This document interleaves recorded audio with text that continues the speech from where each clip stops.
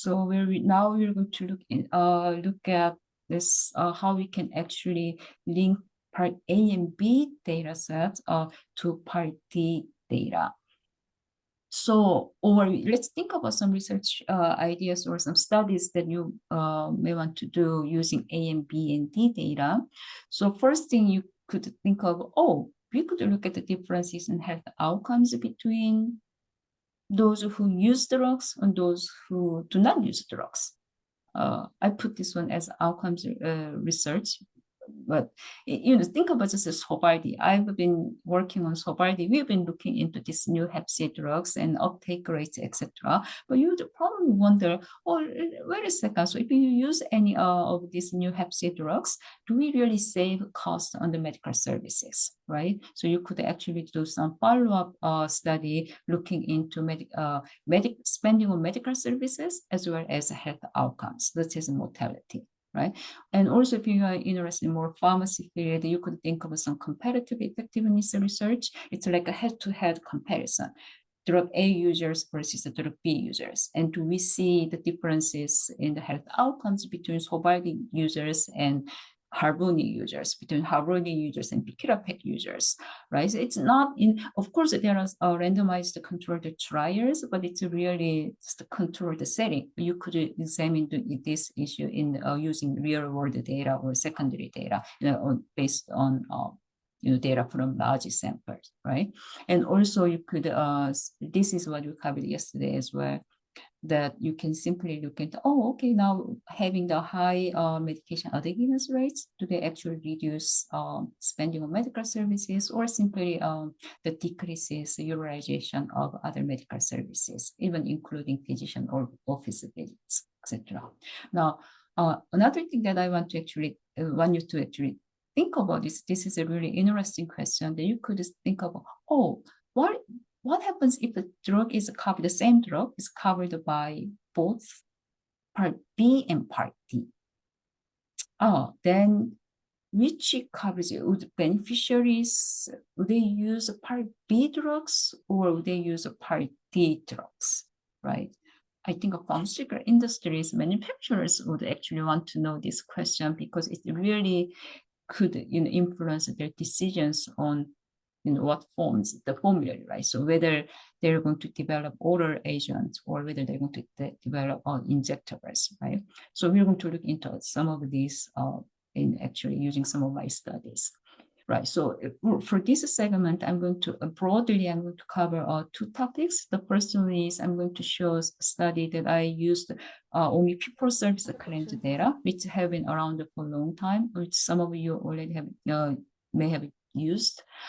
So then when I used this people service claims, I selected the party data from only from standalone PDPs. And here I'm going to introduce one study that I did, just looking into choice between part B and part D drugs. And also I looked, and this is, I think it's Sovaldi users, and we follow them up, and then and examine the impact of Sovaldi use or Harvoni use on the medical care cost. And then in the second segment, probably after break, we're going to see, now we have this Medicare Advantage encounter data available. It is in Medicare Part C. And so you could do anything that people have done using people service claims and Part D data. You could actually use now MA encounter data and Part D data. Most of it stuff you could examine. Now, but here in this example, I also use the people service claims as well in order to compare some issues or some spending between MA and people service. And that's going to be a second segment. Right. So then how do we use this people service claims, part A and B data and part D data? Only on the traditional Medicare side. And here we compare the choice between Part D and Part D drugs. So there are two ways that Medicare covers outpatient prescription drugs. Part B drugs are also outpatient prescription drugs, but just they are usually administered in physicians' offices, right? Instead of a patient taking drugs from home. So this is usually the Part B drugs covers drugs administered by providers in outpatient clinical settings, right? So usually this covers injectables or infusions. Medicare Part D covers something that was dispensed through pharmacies. So for these drugs, patients take drugs orally. These are usually oral medications, or if this is a subcutaneous infusion, they can actually self-administer those drugs. Okay? And there are some drugs can be given by either by providers or they can be self-administered. So one example is Epoetin. So Epoetin, again, this is a drug that treats anemia caused by chemotherapy, and subcutaneous version is available, or you can get injection from physician's office. And similarly, this filgrastim, this prevents infections during chemotherapy, and also this is available in as a subcutaneous or as infusions.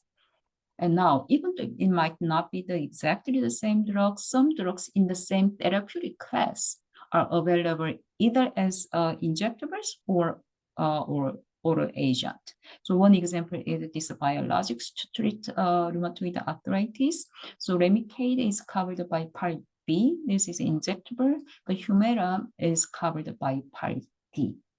So now, if you have RA, which your drug you would use? I mean, let's suppose it's no, we cannot suppose. No, I'm going to just leave there. Okay, so now this is, or if you are on chemotherapy and if you need Epoetin, where do you go? Would you fill Part B drugs, Part D drugs, or would just go and see doctors and get Part B drugs, right?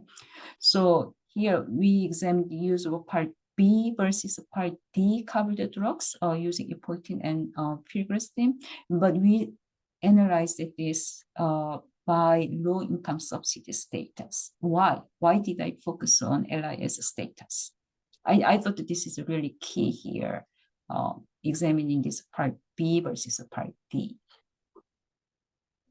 Why LIS? Any guess?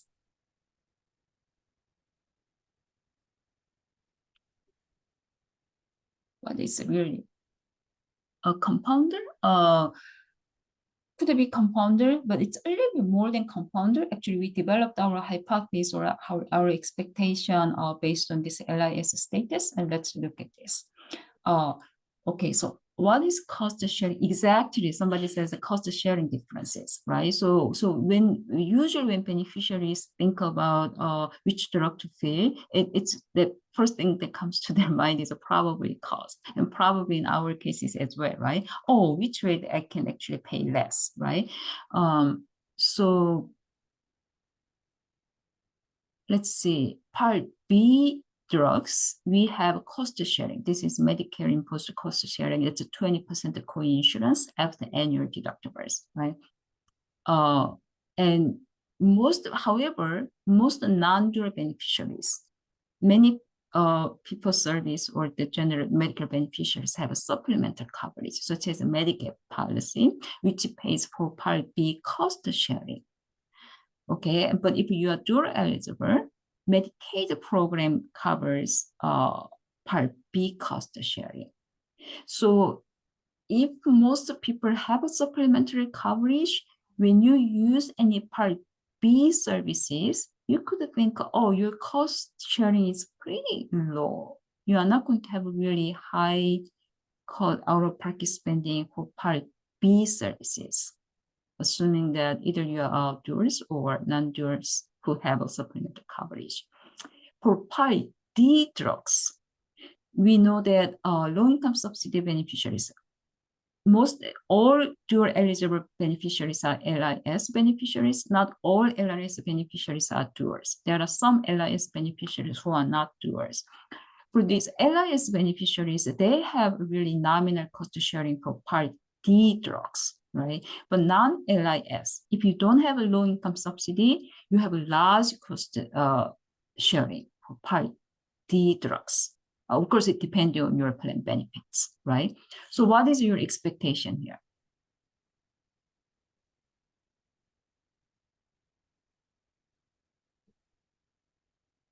Suppose you are non-dual, then you have a supplemental coverage. If you take if you receive E14 in physician's office, you might actually have a pretty low cost sharing.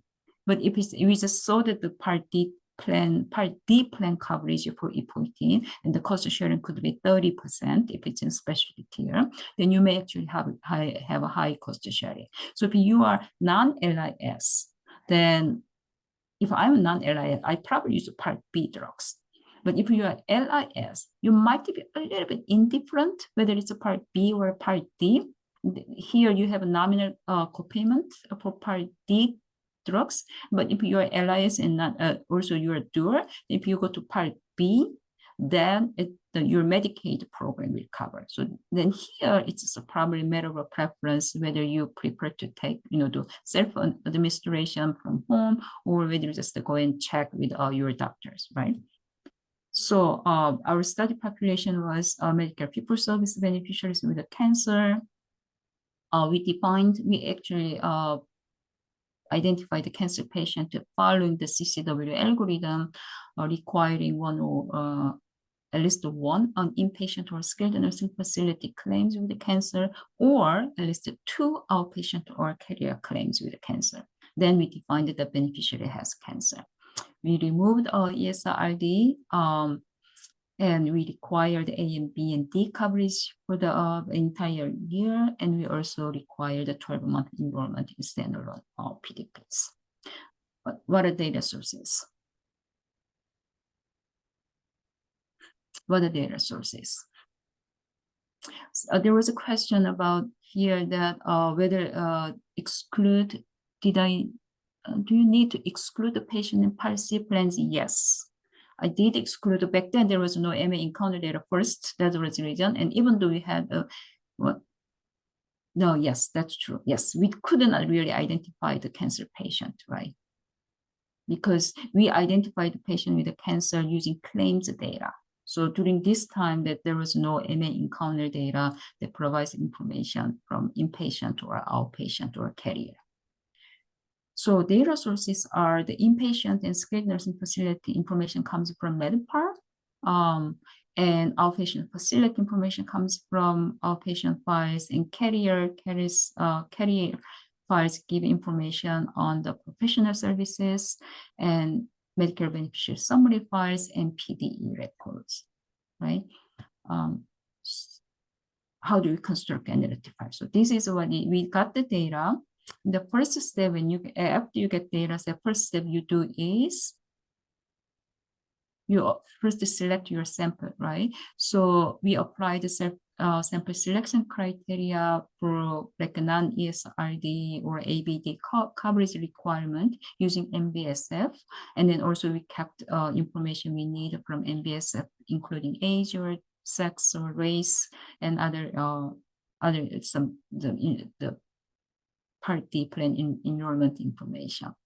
We excluded the non-elderly and ESRD Part B only enrollees. What's the next step? So we selected a sample, and then what's the next step? Next step is our patient is also one thing that I couldn't do using MBSF is our sample that includes only cancer patient, right? So now you need to select only cancer patient. How do we identify cancer patient? So here we used all other claims data. So we select those who meet criterion. We decided actually this is a CCW algorithm. So we use the MedPAR and OP outpatient files and claims files and followed this algorithm and then identify the cancer patient. Now, somebody may ask if you remember from material information from CMS 101, we do have a file called the chronic condition files for fee-for-service beneficiaries only, and they do include indicators of cancer. But then why did you bother go through all this algorithm, identifying cancer patient? Because the CCW includes only for common cancers, probably 4 or 5, breast and prostate and lung, colon. So, but a lot of specialty drugs are for non-common cancers such as leukemia or lymphoma or pancreas pancreatic cancer and etc. So we wanted to include those cancer patients. So we just decide to go through all the algorithm and search cancer patient by ourselves. Shouldn't you start with the A and B to define cancer patient or CCW data, and then you link? Either way we work, whether you are cancer patient, there might be actually a better way. Then either way, this is the first step, and second step is it's really up to you how you do it, whether you define cancer patient first or and then apply MBSF, or you select this or and then identify cancer patient. It's the algorithm written in SAS code. We developed SAS code.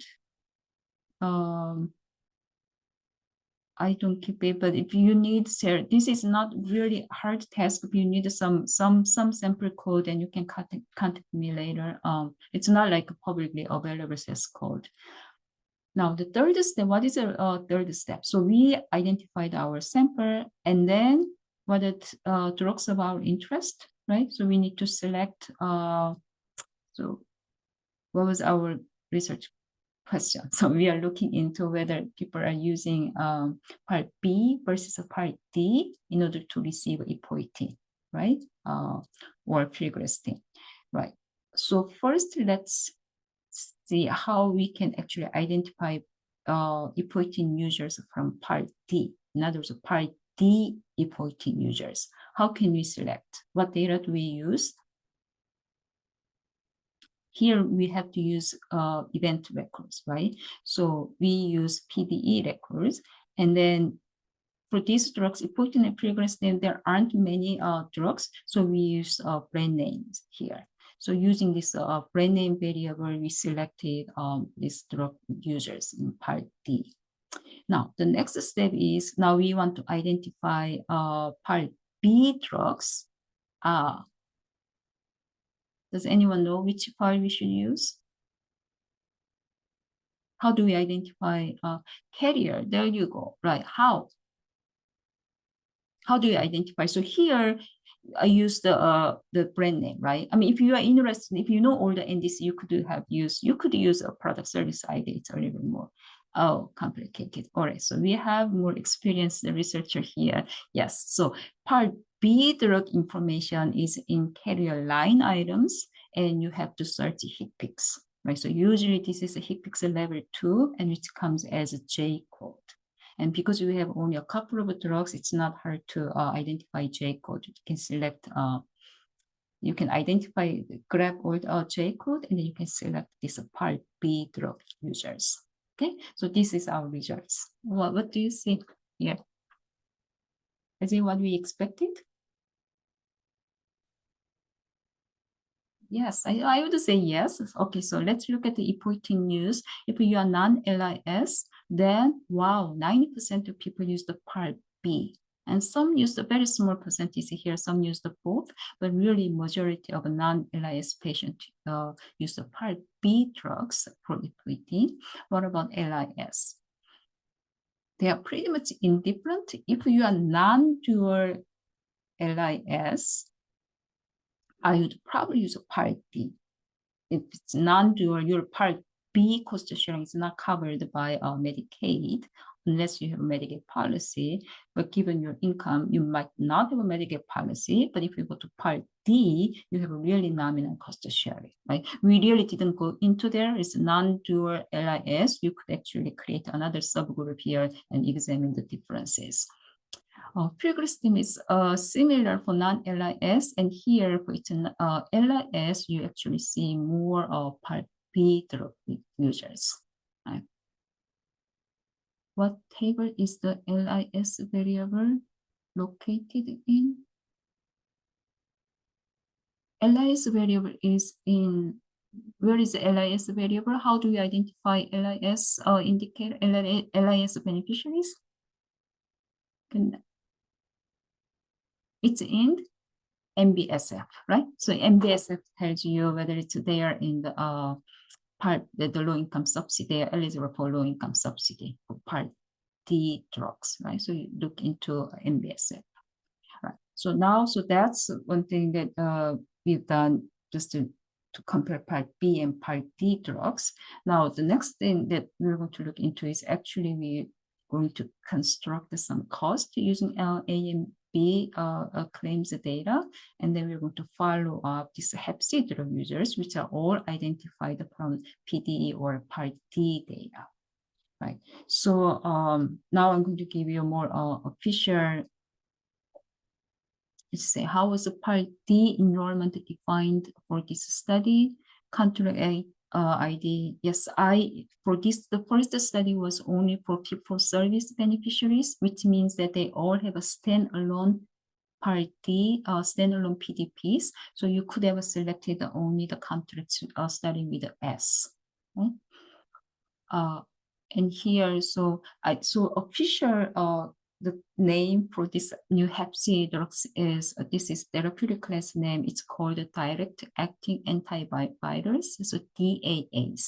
And this class has really high cure rates, easy administration, and short treatment period. But most of the DAAs are expensive. And we had a lot of cost effectiveness analysis for these drugs. But these cost effectiveness analysis use a simulation model, right? So what they do is that these DAAs, I said that they cure Hep C, which means that they kill the virus. So in your blood, your viral load is pretty low, and that's how they test. And then they say that you are cured, right? So then if your viral load is low in your body, that means that you are not developing any other, your disease is not progressing or you're not developing any other conditions because of the virus.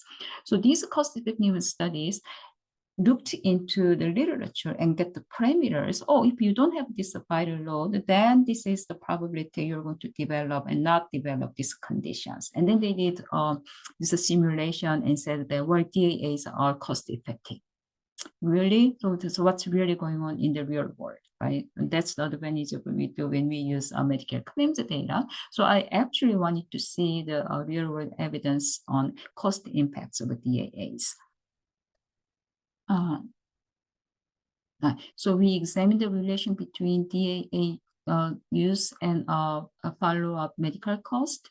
So here again, this was the study that we did before the MA encounter data became available. So we also limited our sample to the Medicare fee-for-service beneficiaries with hepatitis C in 2014. And we applied a 1-year washout period. And for CCW does not have a hepatitis C specifically. They have hepatitis indicator in the other conditions and disabling some conditions. It's not CCW, the common chronic condition indicators, but they include the hepatitis A and B and C and D and E and include all hepatitis as a one indicator. So we had to construct a Hep C indicator by ourselves, applying the CCW algorithm for general hepatitis. And we also required the beneficiaries to have all Medicare coverage, including Part A and B and D. Now, and our outcome measures is total medical spending, and also we separated out the Hep C or liver-related medical cost. Medical cost included the spending on hospital facility, skilled nursing facility, outpatient facility, and professional services. So when you see this is how you actually determine what data sets you need, right? So when I said the total medical spending, I'm going to include all these, then I know, I need a Medipar file in order to get the information on hospital facility and skilled nursing, and also outpatient file to get the outpatient facility services, and also carrier file to look into use of professional services, right?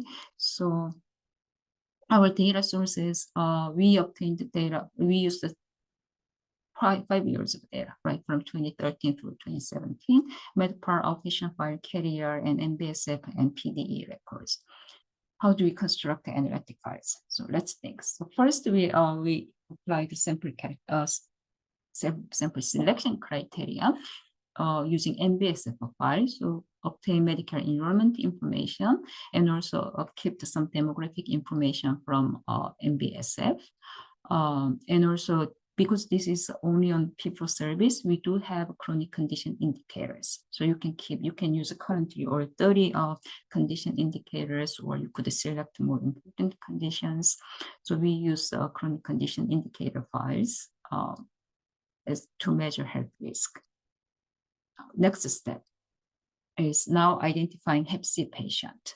So our definition was we really wanted to get the relatively new Hep C patient, but there is no such a thing called a new Hep C patient because this is a really chronic condition. Once you have Hep C, you're a Hep C patient, right? So what we did is, but with selecting new patient gives you a little bit more homogeneous population when you compare users and non-users. So we applied 1 year washout period. What it means is that you did not use any of services, you did not pursue any services because of Hep C. So there should be no claims of with the diagnosis of Hep C during the past 12 months. And then you showed up as a Hep C patient in 2014. So if you looked into 2013 data, this patient is not Hep C patient. They might have been 2012, but we don't know. But so they took a break. This is called a washout period. And then they began to newly seek health service use because of a Hep C. So that we actually first saw Hep C patient in 2014 after 1 year washout period. And we applied all this, right? And then we have to use diagnosis code from this claims data. So that's how we identified Hep C patient. Now, how do we identify DAA users?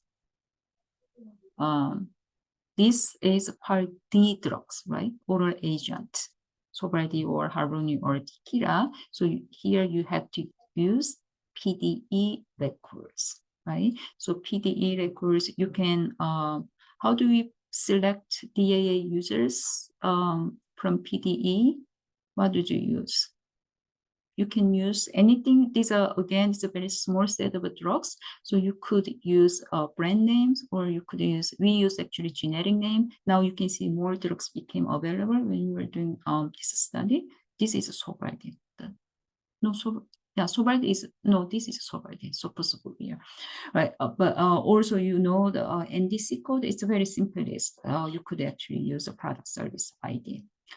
So now we identified our sample, right? DAA users, and of course we have non-DAA users because we selected all the Hep C patients, and we applied all the inclusion criteria. The next step is we want to compare follow-up medical cost, which means that we need index date. So it's really, again, really up to you how you create the index date, and then from that index date you can calculate, well, it's more important actually, from that index date you actually want to calculate the medical cost as a follow-up cost. And also we calculate DAA cost here, but that's not really important. We were more interested in our medical cost. So how do we create index date? So we use the PDE records, the event records. And here, this is really a pilot study. We constructed index date as the date of first DAA field. Again, we use our service date. Another way to define your index date is using the date of a last DAA field, because once they complete DAA cost, and what's the medical cost, and you can go either way. So here for this example, we use the date of a first DAA field. Now, and then we need to construct the outcomes, right? From the index date, we're going to construct how much they spend on medical services using Medipar and outpatient and carrier files. And you link your information from PDE, Part D data to Part A and B claims. And then you can calculate the medical cost. So we calculate the medical cost at 6-month intervals. We followed up to 3 to 4 years, I think. That's the data we had. And we wanted to do actually the separate analysis by the presence of a cirrhosis. Cirrhosis is a really progressed status. So your Hep C infection, when the disease progresses, you develop cirrhosis. And once you actually get to cirrhosis, it's really costly. That you need a lot of other services use, and also the mortality rate is high as well. So we created another index, the presence of cirrhosis, using A and B claims in that index, given index year. Now here, then you would wonder, well, we know that for treatment group, we have index date, right? Because treatment groups are DAA users. So they filled DAA. So from the first date of DAA use, we can follow up. That's good. But wait a second, control groups are non-users, right? Those who remained untreated. Oh, how can we follow up, right? So we have to, for this one, when you compare user and non-user, and you want to actually look into follow-up period, you need to create a pseudo index data for control group. So the way we did is that we actually, using treatment group, we obtained the distribution of time from diagnosis to first prescription index date from the treatment group. Let's suppose you were diagnosed as Hep C in July 1st, and the first prescription period date is March 1st. Then it's 60 days, right? So we actually got all this distribution and then applied that to control group.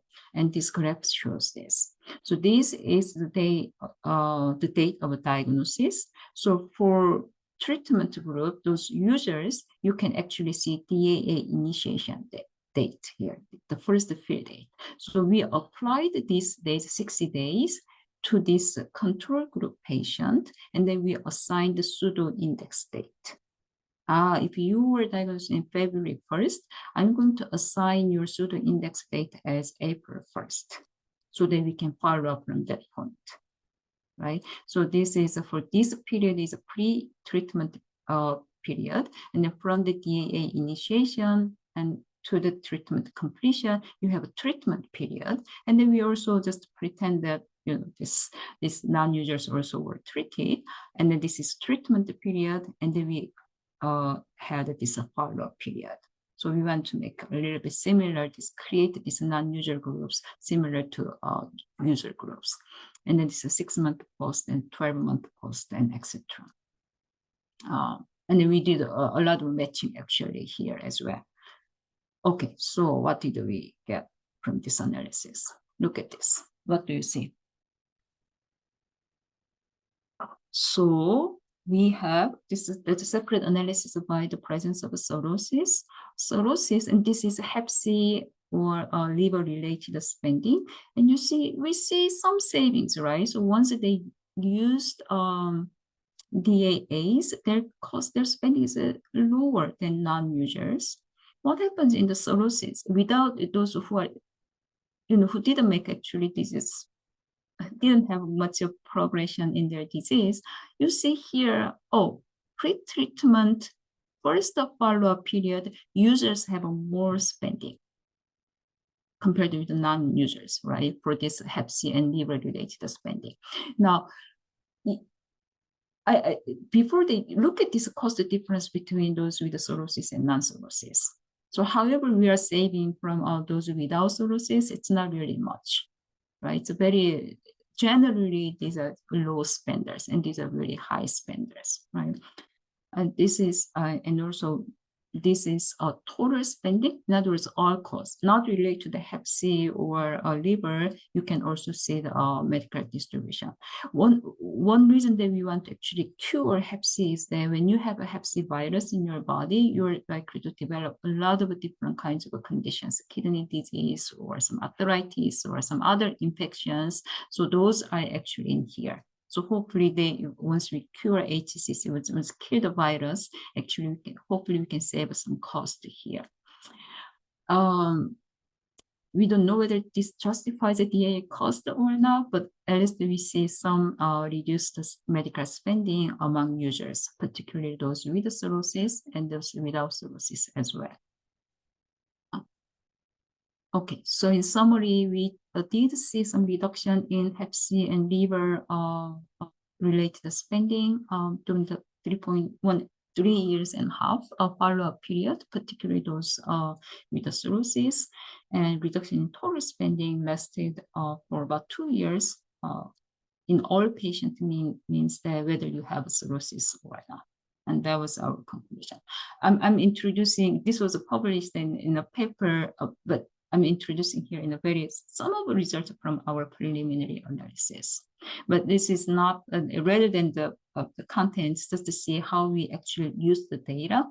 And it involves a lot of some data prep or analysis, but you can get some sense, oh, now we have A and B and D data, or what can we do and how we can use. And I think we have a lot of things to look into, and this is a really nice opportunity to study some interesting things.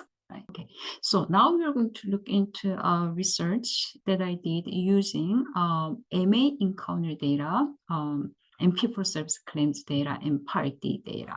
So the idea is, oh, can we use let's see here, yeah. So in other words, how can we use both Part A and B information as well as Part D information for MA enrollees? So in order to do that, we have to use MA encounter files. So MA encounter files contain similar records to fee-for-service claims. And so then even the names are structured in the same way. So we have encounter inpatient files, encounter outpatient files, encounter carrier files. And these files are that I used for my study. And we also have encounter DME, the durable medical equipments, and skilled nursing facility and home health agency data as well. So the way we use the fee-for-service claims data and data from standalone PDPs, we can also use MA encounter data and the data from MA PDs. And then we can examine the relation between medical and pharmacy services for MA enrollees. So in this example, instead of using only MA encounter and Part D, I also include the fee-for-service claims data because I wanted to compare resource use for both medical and pharmacy services between MA and TM. And TM here is a traditional Medicare, and you can consider that as fee-for-service, traditional fee-for-service Medicare, TM or fee-for-service. Now, so there are also MA encounter data. ResDec offers a separate workshop to cover this topic. So I'm going to mention a couple, but here very briefly, I'm going to mention a couple of key issues that you need to consider. But if you are interested in using MA encounter data, please sign up for the other workshop that ResDec provides. So encounter data. So when you, the first thing you need to know, first, there are several things. There's not just the order is not related to the importance, but here things that came to my mind. The first thing is you do not have a chronic condition segment, MBSF chronic condition segment, which means that if you are interested in the population with a specific condition, you have to create the condition indicators. In other words, you have to select the patient of your interest based on some algorithm and using MA encounter records for Part A and B services. Second issue, you do not have cost variables in encounter data, which means that you might just analyzing only utilization of specific health services, such as hospitalizations or ED visits or physician office visits, and etc.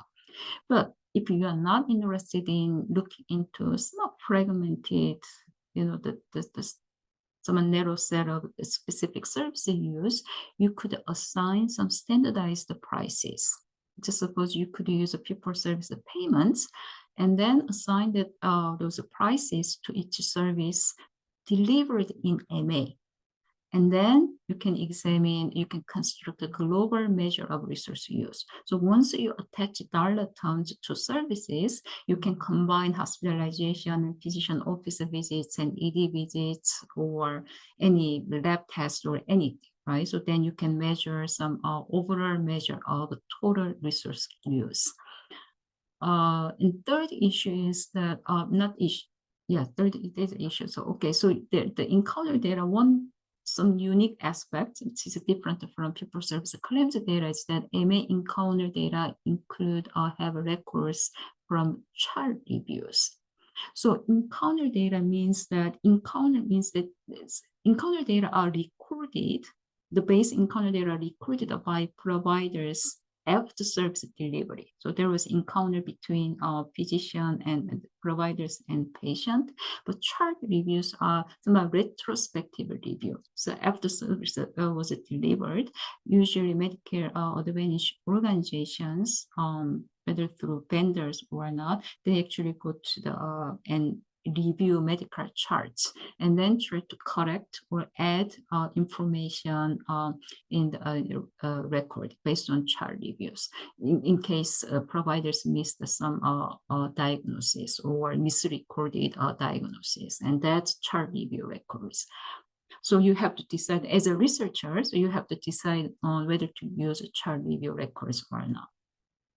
These are the main issues that came to my mind, particularly related to the study that I'm going to introduce. Right. Okay, so now this is, I actually, during the break, I changed some footnote here because I don't want you to give too much meanings, to these numbers. And this is what I did as a really to test the feasibility.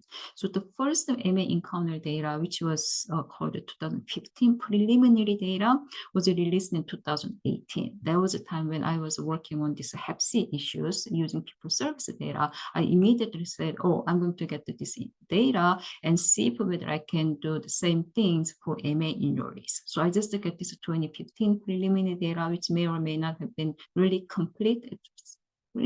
Probably they have a little bit not complete records, at least compared with 2015 final records.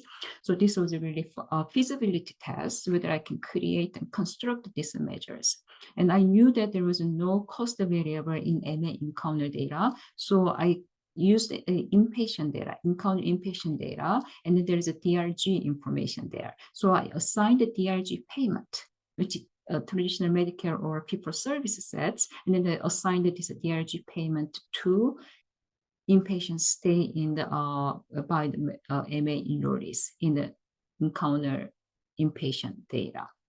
And here I wasn't quite aware of a chart review, so I didn't know what to do. So this analysis included chart review records.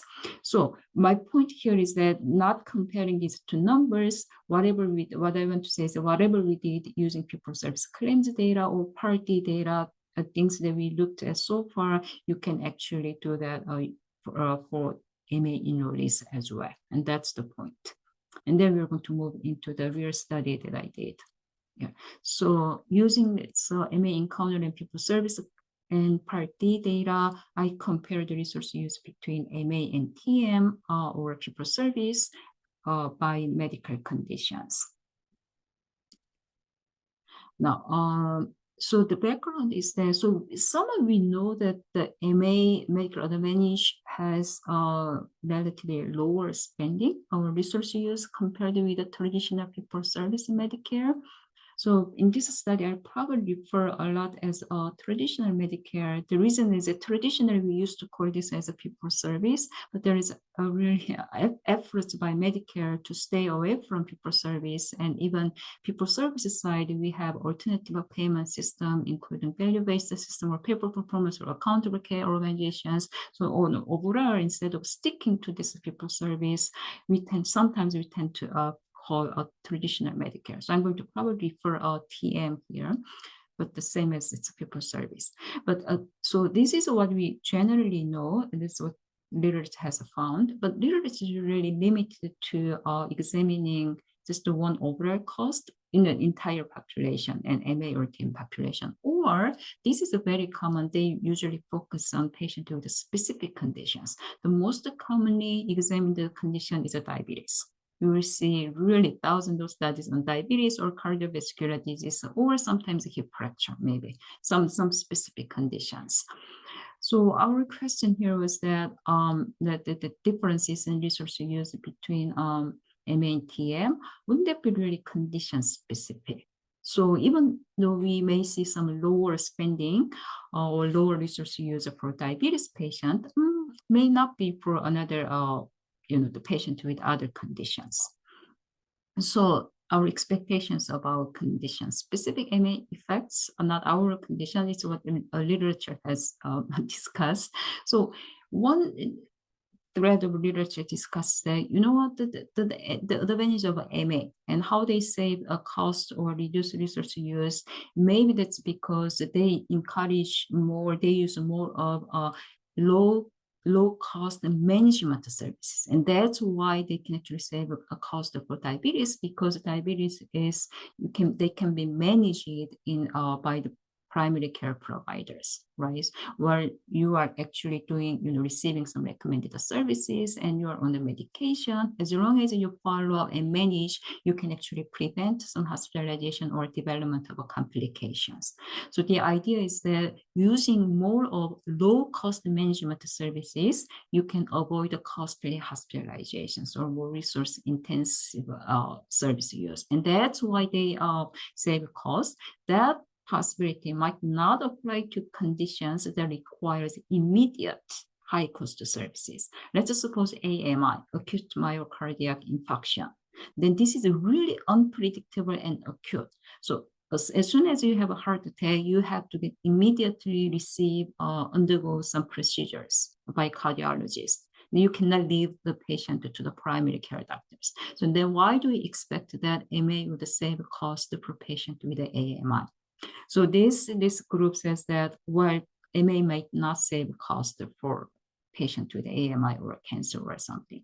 And then another group says that, well, the MA, their goal is to limit simply the volume of high cost services for all patients, even though some may have some really serious conditions. So they're going to actually end up showing more, providing poor quality of care for those who have serious conditions. So what this group says is that MA may still actually cut a lot of high cost services, and they may actually save some cost, save cost for patients with serious conditions, sacrificing quality of care. And that's their idea. So despite these debates, we really didn't have any empirical evidence. Of course, we didn't have data, right? No counterparts for fee-for-service claims, but now we have MA encounter data. So I said, well, okay, I'm going to look at that. So I wanted to compare resource use between MA and TM across different medical conditions. So not only just the medical conditions, we actually, in order to explain if MA saves any resource use, reduces the resource use compared with TM, I wanted to see where that reduction comes from, which source, right? So we actually divided this, constructed that resource use for several categories, subcategories of services.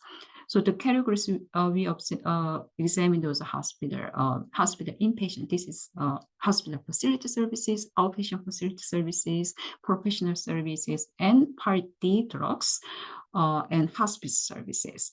And outpatient facility and professional services are further classified into subcategories of procedure, treatment. This is the group that includes lots of expensive Part B services like dialysis or Part B chemotherapy, and imaging and tests. And then ENM is evaluation management services, and DME is durable medical equipment. Now, data sources. For inpatient services, well, no, I think I have more. Yes, yeah, it's better. Okay, so yeah, the first we need a MBSF file, right, in order to get MA enrollees versus TM beneficiaries, and MedPAR and MA encounter inpatient files, and this is where we get hospital inpatient services, outpatient services files gives outpatient facility information, outpatient facility services, both MA encounter OP and people service OP or TM OP claims.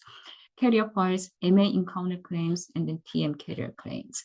PDE from MAPD versus from standalone PDPs. And then hospice files, hospice is covered by Medicare. MA does not cover hospice. So we have hospice files for both MA and PDP.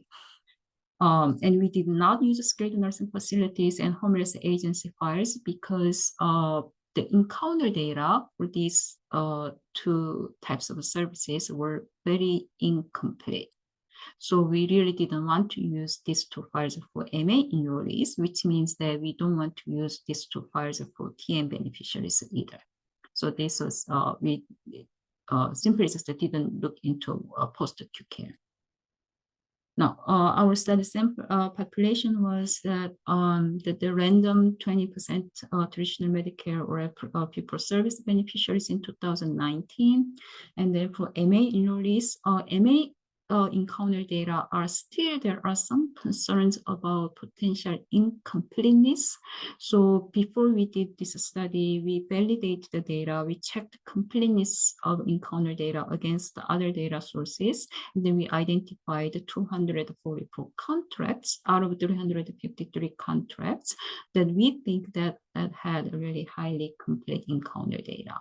So once we selected these 244 contracts, we selected a random 50% of sample from those contracts.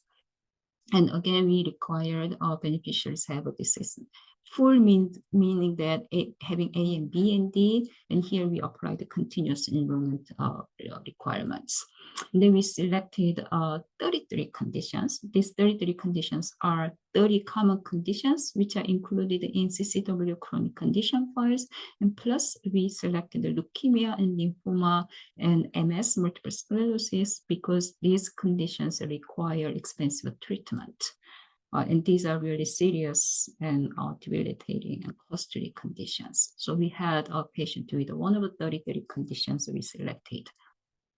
So how do we construct analytic files? So the first one is we select our sample. Right? So we applied our sample selection criteria using MBSF file. So MBSF file has A and B and D enrollment information, and we required beneficiaries to stay in one program only in 2019. So we do not include the mid-year switchers between these two programs. And then we have next studies, we identify patients with each specific condition, right? How do we do that?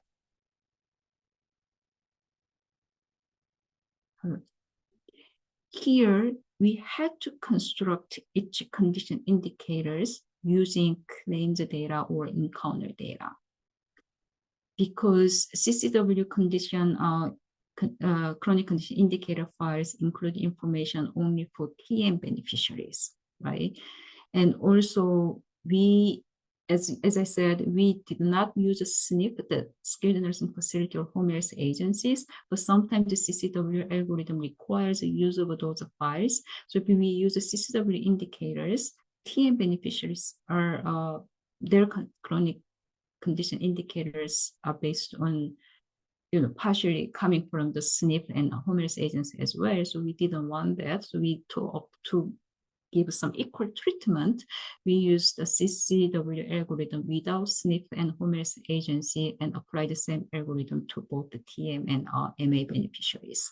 And we used MA encounter inpatient outpatient files and TM claims for inpatient and outpatient files. So in this study, actually, we excluded the diagnosis from chart reviews for MA enrollees to account for the intensive coding by Medicare Advantage organizations. Right, so, and then we construct outcomes, and here our outcome measure is resource use per beneficiary per month, it's PBPM.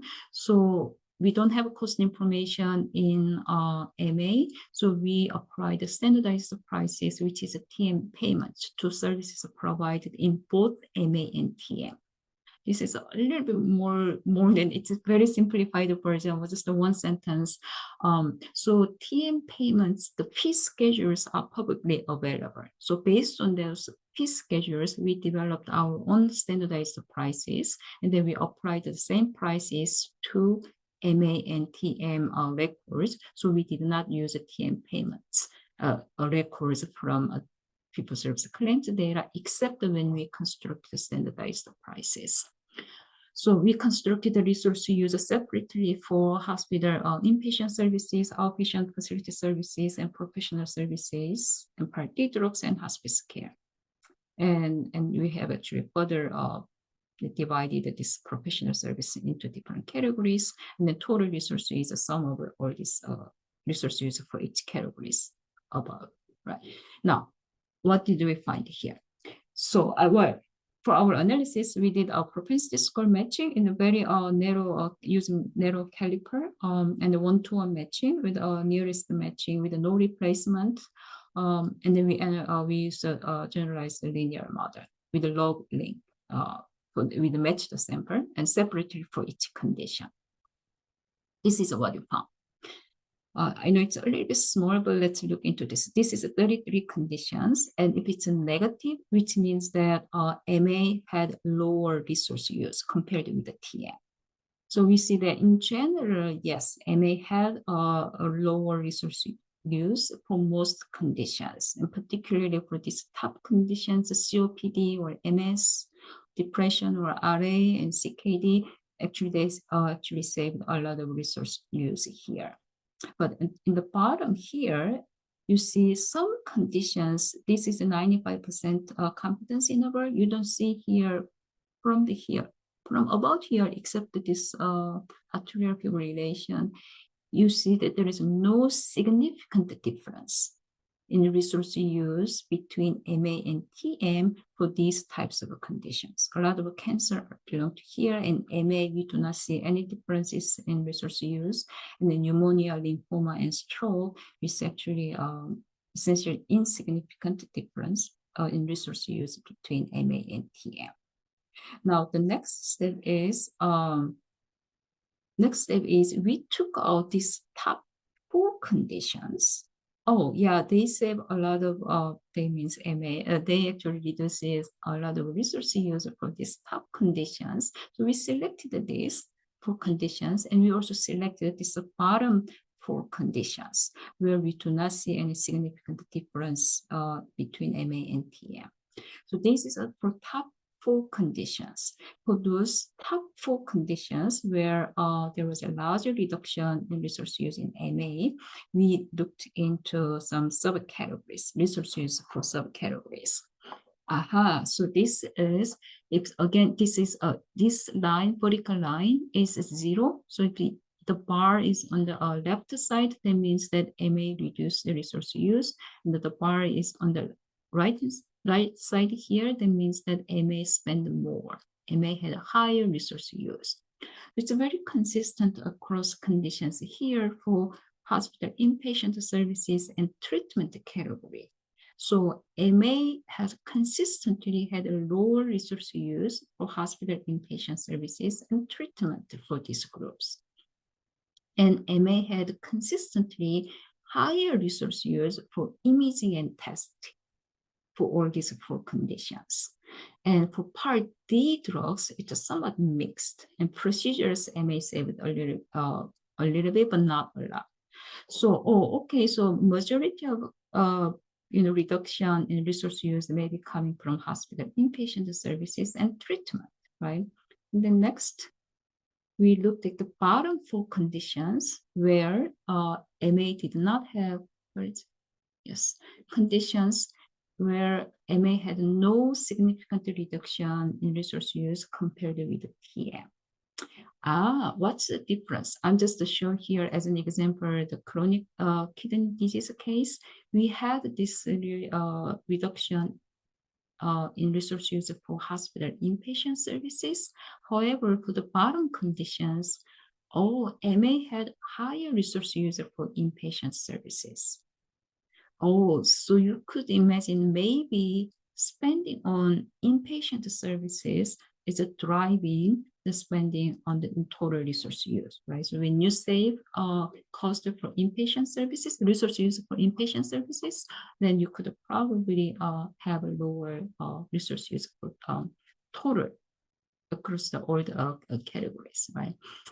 But even though these are bottom 4 conditions, we see that MA had consistently lower resource use for treatment, and MA had consistently higher resource use for imaging and testing, right? For this, even for bottom conditions.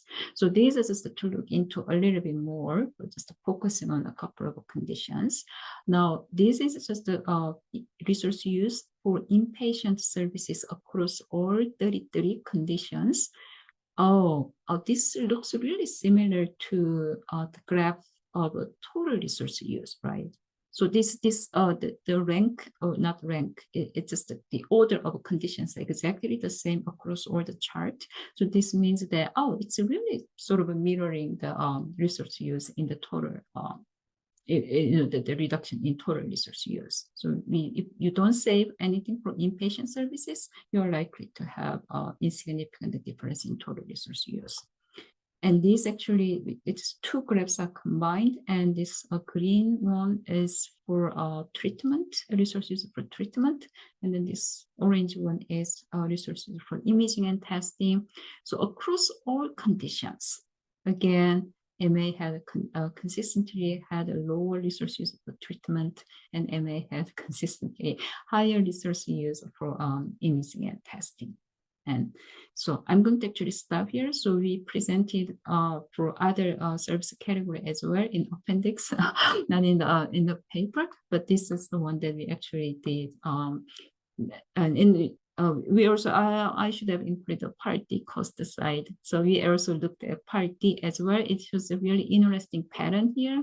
So if you see Part D to the cost for the bottom conditions, actually MA used the lower resources for Part D, and one could wonder, it's just a really hypothesis, just conjecture or conspiracy theory, some would call, as that, is that they are saving something in Part D drugs, and then they are actually using more on the on inpatient side, and you could actually further look into these conditions and what's going on. But this is not really for the really in-depth study. It's more hypothesis generating study to show. And to me, this is a one way to use A and B and D data for both MA, PM beneficiaries.